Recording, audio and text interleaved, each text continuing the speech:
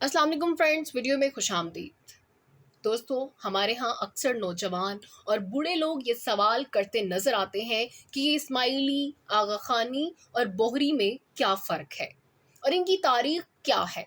इसके बदले में जो जवाबात मिलते हैं वो नई नस्ल को मज़ीद उलझा देते हैं। तो दोस्तों, आज हमारी कोशिश होगी कि इन तीनों कम्युनिटीज़ के मुतालिक तमाम कॉन्सेप्ट्स क्लियर कर दिए जाएँ। इस्माइली, बोहरी और आगा खानी इन तीनों की असल एक ही है, जो शुरू होती है हज़रत इमाम जाफ़र सादिक से। इमाम जाफ़र सादिक इस्लाम की एक इंतहाई मोतबर शख्सियत गुजरे हैं। सुन्नियों के इमाम अबू हनीफ़ा भी आप ही के शागिर्द थे। इमाम हज़रत जाफ़र सादिक के कई बेटे थे, जिनमें से बड़े हज़रत इस्माइल थे। इमाम सादिक के ज़माने में ही कुछ लोगों ने तसव्वुर करना शुरू कर दिया था कि इमाम जाफ़र सादिक के बाद इस्माइल ही इमाम होंगे, लेकिन हज़रत इस्माइल की वफ़ात इमाम जाफ़र सादिक की ज़िंदगी में ही हो गई।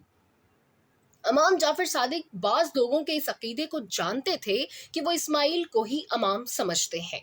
इमाम सादिक ने इनकी वफ़ात के बाद इनका जनाजा लोगों को दिखाया और लोगों की मौजूदगी में ही इनकी तदफीन की गई। जब इमाम सादिक की वफ़ात हुई तो इनकी वसीयत के मुताबिक अक्सर अहले तशी हजरात ने इमाम काजिम को अपना इमाम मान लिया। आज हम उन्हें असना अशरी के नाम से जानते हैं, लेकिन एक जमात ने कहा कि इस्माइल बड़े बेटे थे, इसलिए इनकी औलाद में इमामत रहनी चाहिए और ये लोग इस्माइली कहलाए।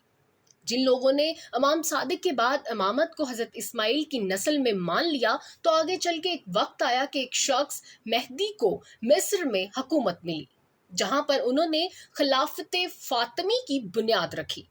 ये खुलफा बहुत शान और शौकत से वहां हुक्मरानी करते रहे।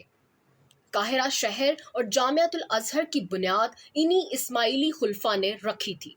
यहाँ तक कि 1094 AD में फातिमी खुलफा के दरमियान एक नस्ल में इनके यहाँ खिलाफत पर झगड़ा हुआ।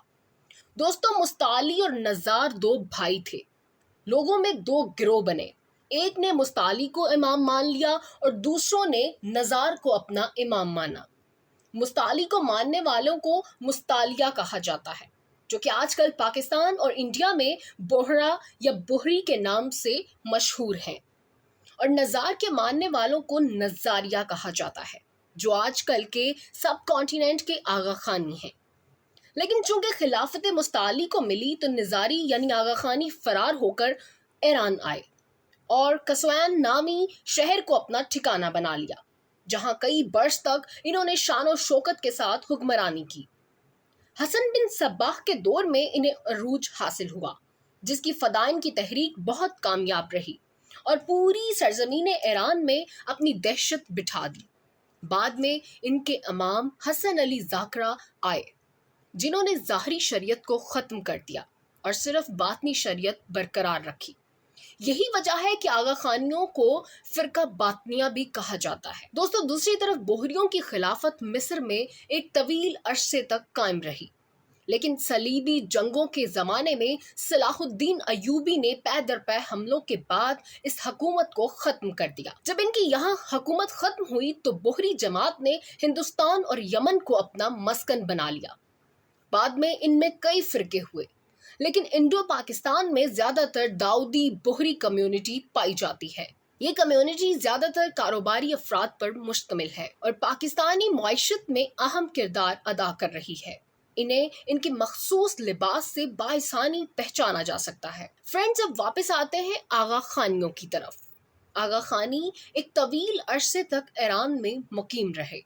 इनके इमाम को आगा खान का लक़्ब भी ईरान के काजारी हुक्मरान ने दिया था।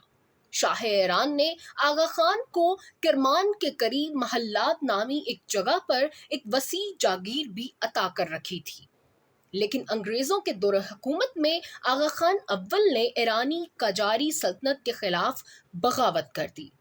जब इनको शिकस्त हुई तो ये हिंदुस्तान में पहले सिंध और फिर मुंबई में शिफ्ट हो गए।